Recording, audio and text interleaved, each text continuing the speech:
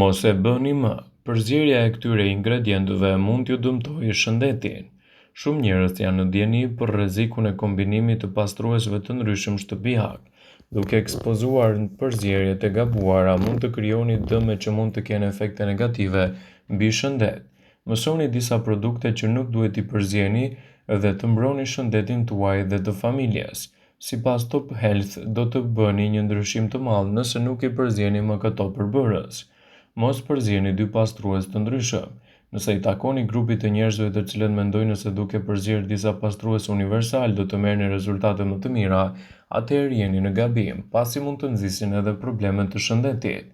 Mos bëni fërkim me alkool dhe zbardhues, pasi kjo nuk do të jetë një kombinim i mirë. Mos e përzieni klorin me uthull dhe sodën e bukës me klor, pasi mund të nxisni jo vetëm përkeqësimin e shëndetit, por edhe një sër dëmesh të tjera nëse bien në kontakt me to.